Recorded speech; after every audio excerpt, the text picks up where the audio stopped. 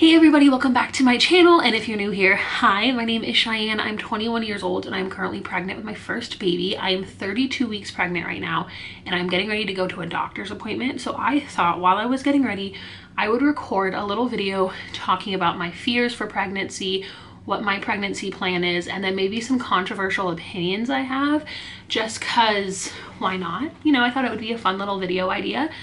So let's just get right to it. Okay, I just put my contacts in. I'm gonna put some moisturizer on, put some primer on, all those good things. And I thought we could start off with my controversial opinion. I don't think it's that controversial, but I am sure someone's going to yell at me for this. So something that has made me really like frustrated while, you know, planning for my pregnancy and studying and stuff like that is the term to put together natural unmedicated birth. Now, if you are going to say natural and unmedicated, I think that's chill. That is fine. But I hate when people are like, I had a natural birth. But what they mean by that is that they didn't use medicine.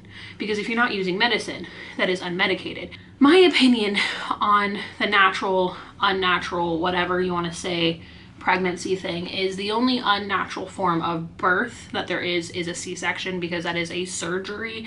They are surgically taking the baby out of you.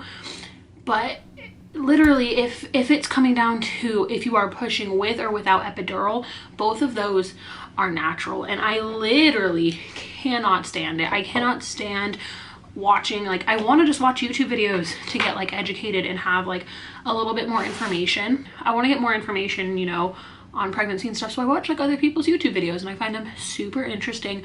But then they are always so like, this is my natural unmedicated birth. And I just really wanted to do it without an epidural to prove that I am a woman. And I'm like, you know what? I don't think that's how this works. I mean, if you want to give birth without medication, that is so cool. Like you do you. Like, I'm happy for you. Like, if that's what makes you feel like inspired and motivated and like happy with your birth, like, then all for it. Like, I support you 110%. But if at the same time, ooh, almost dropped that. If at the same time you are going to like belittle other women for wanting an epidural, then sweetie, you're doing it wrong. That's not the point here. That's not how this works. So I just wanted to get that out of the way, because I just think it's really, really dumb when people say that. Like, birth, as long as it's coming from you pushing, it is a natural birth, and there's nothing wrong with C-sections, obviously, nothing against them. That's just like a whole different topic. But I just wanted to start off with that. And with that, my birth plan is to get an epidural and not have a panic attack, because I am genuinely afraid that I am going to freak out a lot, because I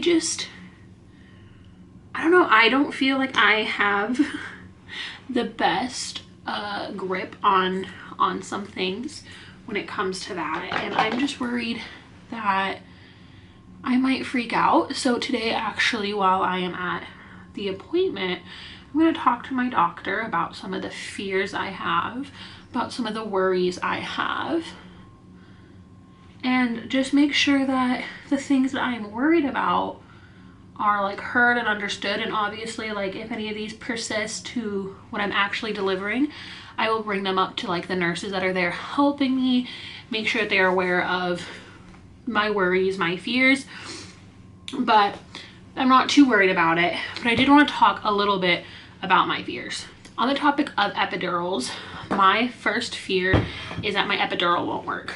And this comes from the fact that I've watched so many birthing vlogs, and there is so many women who get epidurals and then they don't work right, or they work up until like the last 30 minutes when they're actually pushing, and then they end up feeling a lot more. And that terrifies me, because I have a really low pain tolerance. Like I think to some extent I have like a high pain tolerance, but like this might be TMI, but I really don't care. I think pregnancy in general is a bunch of TMI stuff.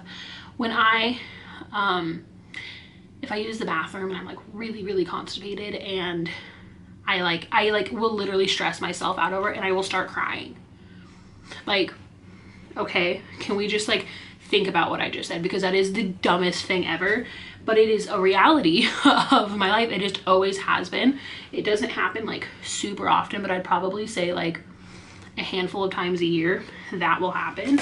And it's really frustrating. And I'm really worried that if I go into my birth, my delivery, and I have an epidural and then it wears out and I can feel more than I was hoping to, or like it wears off, I genuinely think that that might like freak me up and just like really just ruin a good time, because I'm really worried about that. That is like my main fear.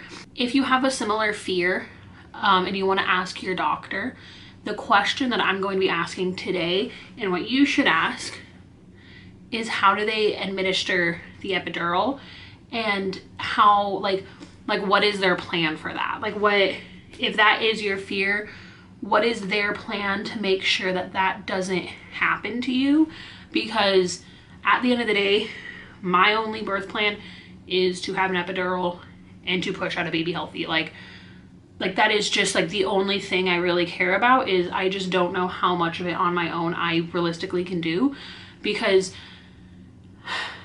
I don't want to be like, I'm not a strong woman. I am a very, very strong woman. I just have a low pain tolerance.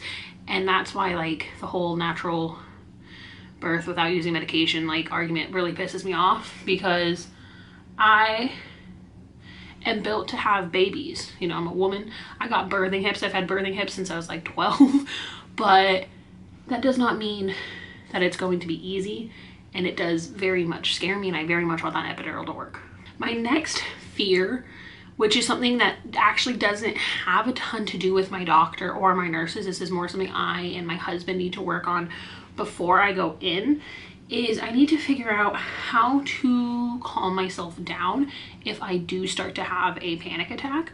Because like I said, I can get overwhelmed pretty easily, which I think is really funny, because I work in the food industry. Like that's what I've done since I was 17, is I've worked in the food industry. And like lunch rushes and dinner rushes are a thrill. Like they are what push me to be a better person. Like I absolutely love lunch rushes. Like there is no better feeling to me than getting completely slammed during a lunch rush and then like killing it. Like I love that. But for some reason, when it comes to like my health and things like that, if I get overwhelmed, it's terrifying. And so I'm trying to figure out what I need to do to make sure that if I start to freak out, that I can calm down, because I don't want to make delivery harder for myself by having a panic attack. So those are the only fears and issues I have that have to do more with me in particular. These are things that I have control over, sort of like what's an epidural plan for me, and then what is like my anxiety. Like those are things that I can kind of have say on. And the other problems I have are things that I have questions about when I watched our visual tour. If you guys haven't been following, me and my husband live in New York. That is where we moved to. That's where I'm gonna be having my baby, all those good things. We live in Manhattan, and things are a little bit different here than in the West Coast. And the main thing that is different here is the hospital is very small. Like the rooms are very small, which is like, makes sense, because like you're in Manhattan, there's not a ton of room. You build up, not out. I, however, am from Arizona, where you build out, not up. And so it's very, very weird to me to see what the hospital rooms look like. I was watching the visual tour, like the virtual tour they have since like COVID and everything. You can't go do like an actual tour with them. And I am a little worried about how small the delivery room is, because the clip, they only showed like a very, very small clip of the delivery room, and that's why I need to go talk to them about it, is because it did not look like there was a place for my husband to sleep. It showed like a little hospital bed for me, and then like a rolly chair. My husband is a very, very big man, and he'll need a couch.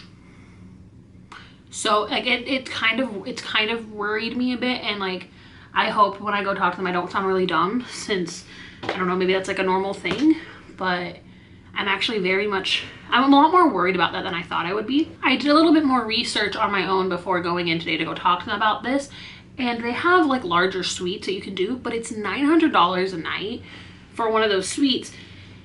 And like, I don't know, I'm really worried about it, but obviously that is not something that like I have any real control over. I'm not going to be spending $900 a night to have a larger room.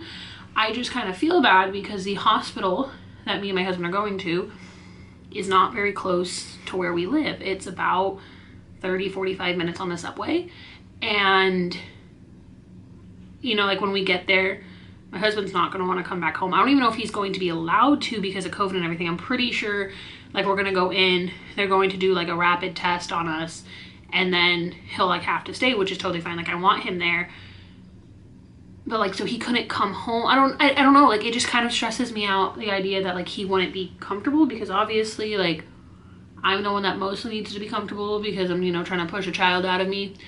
But I want my husband to be comfortable. Like my husband's going to be there. We don't know how long I'm going to be laboring for, and I don't want him to be stuck on a rolly chair. So I don't know, hopefully that's not a dumb question, but that's like one of my biggest concerns when it comes to my like husband and how that, like all that is. Because what's funny is the waiting room looks much bigger, like the room you get checked in. When you go in, they're like, so you're gonna come in and get checked in this room, and that room has 2 couches in it, has like a little snack bar, has a thing, but then the room that you're actually delivering in is very small. So I don't know. Does anybody else have the problem where on days where you actually try to do your eyebrows, they look like this? Like they just come out looking ridiculous, but then on days when you like give them 2 seconds, they look so much better, because I don't know what I'm doing wrong. But like this ain't it, sis. But whatever, I guess. Okay, hopefully we don't hear the fire truck in the background anymore. We live right next to like one of the main streets that the fire trucks go down, so there are always fire trucks, and it's really annoying when I'm trying to film. I think overall I'm not too worried about like the delivery of those things. I am very much, well, it's funny, I'm very much a control freak. I really like things being in order. I like things going how I want them to, but at the same time, things like this that are just like so beyond me, like there's so many other factors, I am very much a go with the flow kind of person, because I want, you know, I want to be somebody who has like a beautiful, perfect birth plan, but I can't help but know that if I did do that, that it probably would end up not working for some reason. So I think I should just plan, get an epidural, hope for the best. Like my main plan is I don't want a C-section, but obviously once again, it's one of those things of if I go there and my blood pressure is dropping too much or my baby's blood pressure is dropping too much or vice versa, and I don't really have control over it, then I don't have control over that, and I don't want it to be a more stressful thing than it might, like that, than it already is to me. Like I just want to be able to go in there, feel comfortable with my doctor, and trust them. So today I just really want to talk to them, be like, hey, I just want a rundown of how everything works here. I was asked a question in my last video from Amy Briggs, sorry. And she asked me if I had any like embarrassing or TMI symptoms during pregnancy, like a lot of gassing or farting. No, I don't have that. But the only thing I can think of, which I don't know if it's necessarily like TMI or super gross, but the only like 2 things I can really think of is that I choke on my own saliva like at least once a week. And what I mean by this is I'll literally just be sitting on my phone like chilling, and then I just start choking and like coughing, and it always freaks my husband out. And I don't, it's not like TMI, but that's like the weirdest symptom I feel like I've had, and it just happens, and I can't really do anything to stop it or help it. But other than that, the other thing is I do like leak a lot down there. I don't know why. My doctors have never had any like problems with it, but I've kind of always been like that. But lately it's just been like a lot more, but it's never been an amount where it's like scary. It's never been something that's like uncomfortable or painful. But those are the only like things I can think of, but I don't really have anything like that. I don't know. I don't know. To end this video off, while I'm doing my highlight real quick, I just wanted to say that I think that overall in the online mothering group and just in real life, we just need to be a lot more like kind with each other, and also a lot more understanding with the fact of, you know, do you want an epidural? Do you not want an epidural? Not judging there. Are you going to breastfeed? Are you not going to breastfeed? Not judging there. Like, just not judging mothers for how they want to do things. Now, obviously there is a difference between judging somebody and then somebody maybe doing something like blatantly wrong, like, you know, maybe having pillows or blankets in their baby's cribs or something like that, where it is a teaching moment. It is something that needs to be taught. It's something that needs to be understood, because that is like not safe. That is something, you know, that's more than just being petty. That is genuine worry for the child. But I just don't think we need to care so much about what other people's choices are, and be understanding that every woman's delivery and every person's mother life and everything like that is completely different, because children are insane.